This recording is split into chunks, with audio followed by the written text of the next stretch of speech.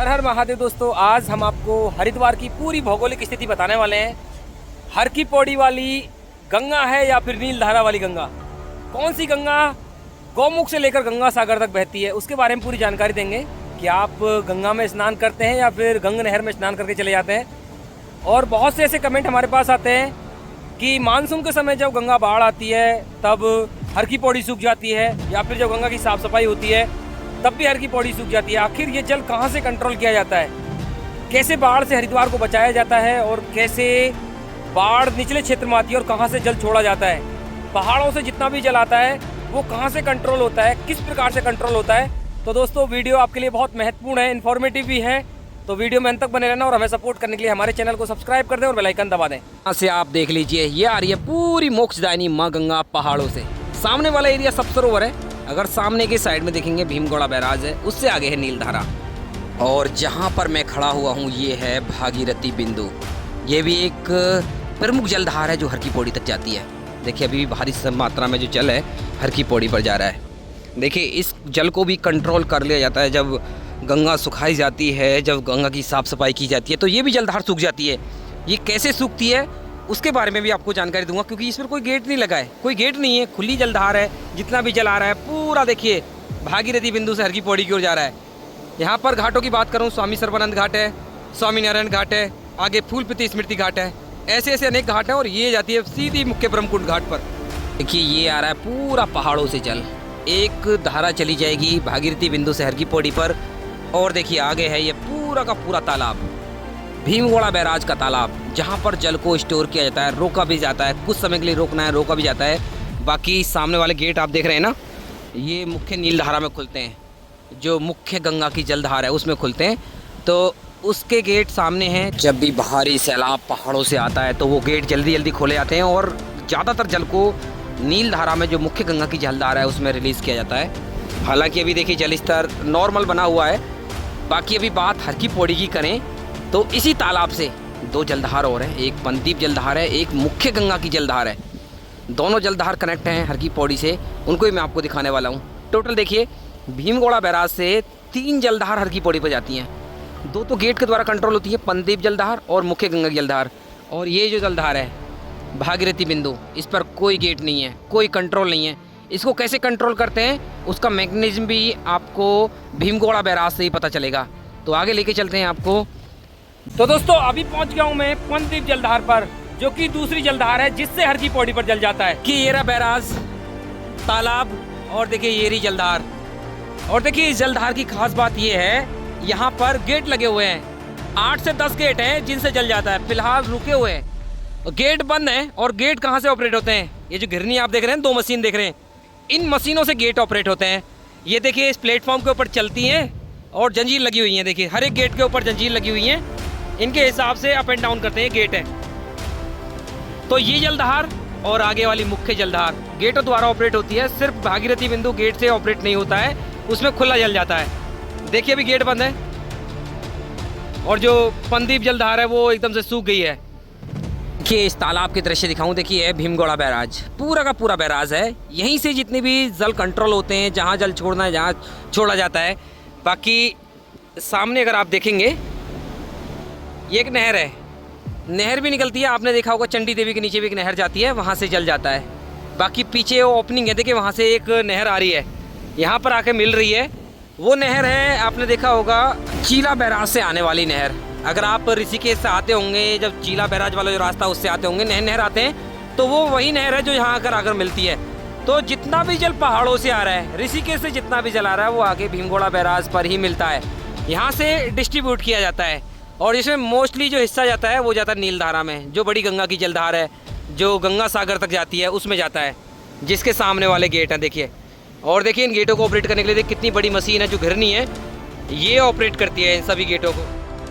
तो बहुत बड़ा मैनेजमेंट है। तो दोस्तों फाइनली अभी मैं पहुंच गया हूं भीमगौड़ा बैराज पर।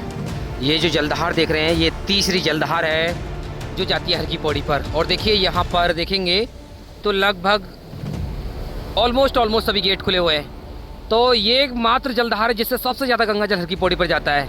मैंने भागीरथी बिंदु दिखाया, पंदीप जलधार दिखाई, भागीरथी बिंदु से जल जा रहा है, पंदीप जलधार रोकी गई है, वहाँ पर गेट लगे हुए हैं। और जो मुख्य जलधार है और मुख्य जलधार के गेट हैं ये देखिए, ये सभी घिरनियों से ऑपरेट होते हैं, मशीनों से ऑपरेट होते हैं देखिए।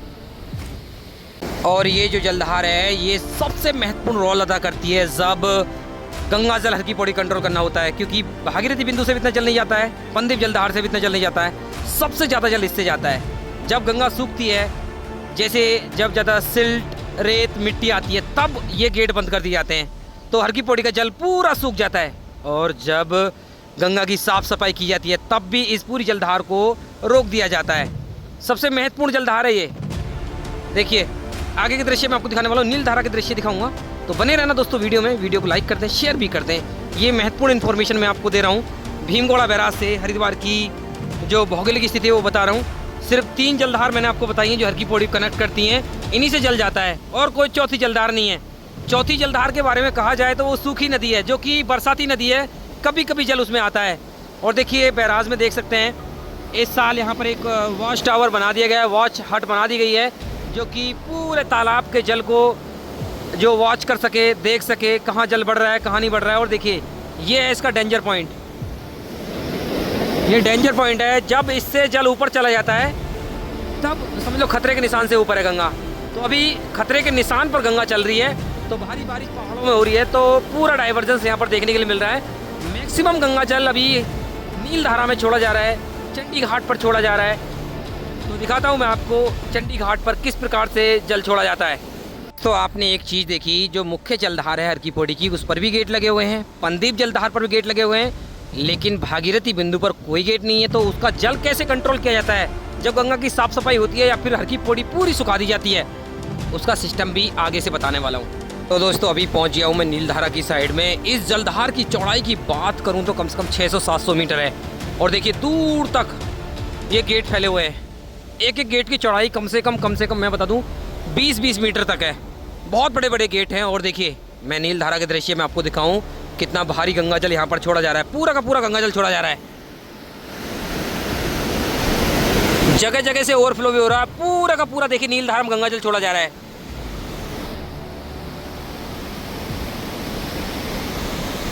और ये वो गंगा की जलधार है जो कभी नहीं सूखती है, और गौमुख से लेकर गंगा सागर तक जो गंगा बहती है ये है वो गंगा, चंडी घाट वाली है गंगा। बाकी हर की पौड़ी पर जो गंगा बहती है वो है तो माँ गंगा का पवित्र जल, लेकिन हर की पौड़ी हरिद्वार से निकलने के बाद वो गंगा नहर में परिवर्तित हो जाती है, जो कि सिंचाई के लिए इस्तेमाल की जाती है। तो ऐसा कन्फ्यूजन बिल्कुल ना पालें कि हम गंगा नहर में स्नान कर रहे हैं, बाकी पवित्र गंगा जल में आप स्नान कर रहे हैं, कोई प्रॉब्लम नहीं है। देखिए ये जो गेट है मानसून के समय सबके सब गेट खुले रहते हैं, बाकी जब मानसून खत्म हो जाते हैं ना, हर की पौड़ी पर भारी गंगा जल छोड़ा जाता है, तब इसमें से मैक्सिमम गेट बंद कर दिए जाते हैं। कुछ गेट यहाँ पर खुले रहते हैं और जो नीलधारा का जल है वो कंट्रोल किया जाता है। अभी मैं आपको बता देता हूँ जो भागीरथी बिंदु है उसका जो जल कंट्रोल किया जाता है वो कंट्रोल किया जाता है नीलधारा के गेटों से, जो मुख्य गंगा की जलधार है इनके गेटों से।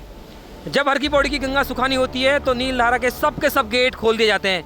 ऐसे में जितना भी जल पहाड़ों से आता है, बड़ा बैराज में ढलान है, बैराज से लेकर भागीरथी बिंदु तक ढलान है, जितना भी जल पहाड़ों से आता है तो जब इसके पूरे गेट खुले होते हैं तो पूरा जल नीलधारा में जाता रहता है और भागीरथी बिंदु के पास से जल की जो मात्रा वो कम हो जाती है। ऐसे में जो भागीरथी बिंदु है वो हाइट पर है, भागीरथी बिंदु थोड़ी सी हाइट पर है, ऐसे में भागीरथी बिंदु सूखना शुरू हो जाता है। बाकी जो 2 गेट हैं हर की पौड़ी वाले उनको कंट्रोल कर लिया जाता है गेटों के द्वारा। तो इस प्रकार से हर की पौड़ी का पूरा जल सुखा दिया जाता है। और इसी कारण भीमगोड़ा बैराज को रक्षा कवच कहा जाता है हरिद्वार का, क्योंकि यही बचाता है बाढ़ से। बाढ़ से अगर ये बैराज ना हो तो जो जल है आधा हर की पौड़ी पर जाएगा, आधा नीलधारा में, गारंटी नहीं किधर जाएगा। लेकिन इस बैराज से लिमिटेड गंगा जल हर की पौड़ी पर छोड़ा जाता है और भारी मात्रा में गंगा जल जाता है नीलधारा में, जो कि मुख्य गंगा की जलधार है। ऐसे में मैं आपको बता दूं इस बैराज का भी रोल है, जो बाढ़ आती है निचले क्षेत्रों में तो इस बैराज से भारी गंगा जल छोड़ा जाता है, यहीं से छोड़ा जाता है भारी गंगा जल जब बाढ़ आती है। तो दोस्तों ये था भीमगोड़ा बैराज का पूरा सिस्टम, आप समझ गए होंगे। बाकी अगर आप यहाँ पर घूमने आना चाहते हैं तो घूमने आ सकते हैं, बड़ी संख्या में टूरिस्ट भी यहाँ पर घूमने के लिए पहुँचते हैं, विजिट करते हैं, और यहाँ से मनमोहक अद्भुत दृश्य आपको देखने के लिए मिलते हैं। देखिए पहाड़ों के दृश्य देख सकते हैं, तालाब के दृश्य देख सकते हैं, और पूरा सिस्टम भी आप समझ सकते हैं, कैसे गंगा जल छोड़ा जाता है, कैसे गंगा जल रोका जाता है। कुछ ही नहीं, अगर आप सामने के दृश्य देखना चाहते हैं तो यहाँ से आपको माँ मनसा देवी के भी दर्शन हो जाते हैं और भोलेनाथ के भी दिव्य दर्शन हो जाते हैं। और हर की पौड़ी जाने वाले जल को भी आप देख सकते हैं, कितनी भारी मात्रा में गंगा जल जा रहा है। तो सब कुछ यहाँ से देखने के लिए मिलता है, अद्भुत दृश्य दिखाई देते हैं। आ सकते हैं भीमगौड़ा बैराज देखने के लिए अगर कभी भी आप हरिद्वार आ रहे हैं। तो दोस्तों ये है ताज़ा दृश्य, ताज़ा अपडेट आज की इस इन्फॉर्मेटिव वीडियो में। मैं आशा करता हूँ वीडियो आपको अच्छी लगी होगी। अच्छी लगी तो वीडियो लाइक करते हैं, शेयर करते हैं। अगर आपको कोई प्रश्न है तो कमेंट कर दीजिए, उसका रिप्लाई हम जरूर करेंगे।